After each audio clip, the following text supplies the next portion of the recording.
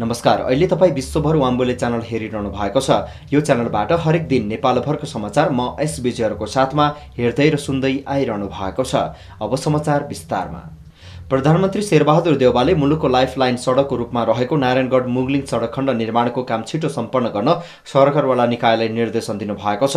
बुधबार सडकको स्थलगत अनुगमन गर्दै प्रधानमन्त्रीले हेलचेक्राइ गर्ने ठेकेदार र कर्मचारीलाई कारबाही गर्ने बताउनु भएको हो। प्रधानमन्त्री देउवाले सडक निर्माणका क्रममा सरकारी पक्षबाट कुनै समस्या वा अल्झन देखिए त्यसलाई आफू तत्काल समाधान गर्न तयार रहेको पनि बताउनुभयो। प्रधानमन्त्रीले निर्माणका क्रममा मुख्य दात्री निकाय विश्व बैंकसँग कुनै समस्या भए पनि आफूले छलफल गरेर समाधान गर्ने पनि बताउनुभयो। प्रधानमन्त्रीले मुगलिङ नारायणगढ सडक खण्डको आधाभन्दा बढी 20 किलोमिटर अवलोकन गर्नुभएको थियो। प्रमुख विपक्षी नेकपा एमालेका अध्यक्ष केपी शर्मा ओली र नेपालका लागि भारतीय राजदूत मनजीव सिंह पुरी बीच भेटवार्ता भएको छ। भारतको 70औं स्वतन्त्रता दिवसका अवसरमा काठमाडौँ स्थित दूतावासमा हुने समारोहको विशेष अतिथिको निम्तो दिन राजदूत पुरी बुधबार अपराह्न ओली निवास पुग्नु भएको थियो। उक्त समारोहमा विदेश मन्त्री सुषमा स्वराज पनि आउने र उहाँले ओलीको उपस्थिति भइदिए हुन्थ्यो भन्ने सन्देश पठाएको पुरीले बताउनुभयो। मृगौला प्रत्यारोपणपछि स्वराजको पहिलो सार्वजनिक कार्यक्रम काठमाडौँमा आयोजना हुन लागेको स्रोतले जनाएको छ। भरतपुर महानगरपालिकाका मेयरका उम्मेद्वार देवी ग्यावालीका छोरा पक्राउ परेका छन्। देवी ग्यावालीका छोरा निरव ग्यावालीलाई महानगरीय प्रहरी अपराध महाशाखा काठमाडौँले बुधबार पुतली सडकबाट पक्राउ गरेको हो। चुनावको बेला बाबु देवी ग्यावालीका प्रतिस्पर्धी रेणु दाहाललाई फेसबुक मार्फत जथाभावी गाली गरेको भन्दै अपराध महाशाखाले निरवलाई पक्राउ गरेको महाशाखाका एसपी प्रकाश कार्कीले जानकारी दिनुभएको छ। प्रहरीले सार्वजनिक गाडीमा महिलामाथि दुर्व्यवहार हुने गरेको भन्दै सेफ्टी पिन अभियान सुरु गरेको छ। बुधबारदेखि यो अभियान सुरु भएको हो। महिलामाथि हुने यौन हिंसा लगायतका दुर्व्यवहार रोक्न भन्दै चलाइएको यो अभियानमा एक सार्वजनिक गाडीमा एक महिलासहित 3 जना प्रहरी परिचालन हुनेछन्। महिला हिंसा गरेमा तुरन्त कारबाही गरिने प्रहरी आयुक्तको कार्यालयले जनाएको छ। ओखलढुङ्गाको सदरमुकाम क्षेत्रमा सडकहरूमा सौर्य बत्ती जडानको काम तीव्र गतिमा भइरहेको छ। सदरमुकाम भित्रका भित्री तथा बाहिरी सडकहरूमा सौर्य बत्ती जडानको काम भइरहेको छ। संघीय मामिला तथा स्थानीय विकास मन्त्रालयको 19,90,000, सिद्धिचरण नगरपालिकाको 10 लाख र स्थानीय उपभोक्ताहरूको 4,50,000 रुपियाँको लागतमा सौर्य बत्ती जडान गरिएको सिद्धिचरण नगरपालिकाको कार्यालयले जनाएको छ।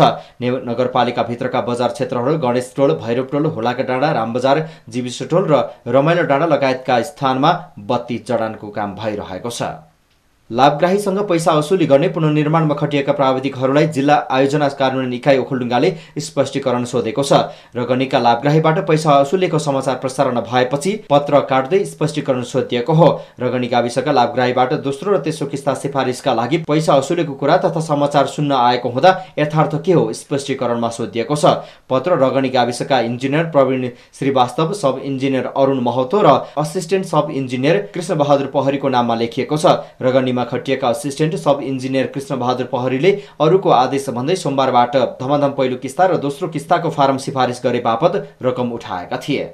वार्षिक नीति कार्यक्रम तथा बजेट पारित गर्दै खोटाङको जन्तेढुङ्गा गाउँपालिकाको प्रथम गाउँसभा तथा अधिवेशन सम्पन्न भएको छ।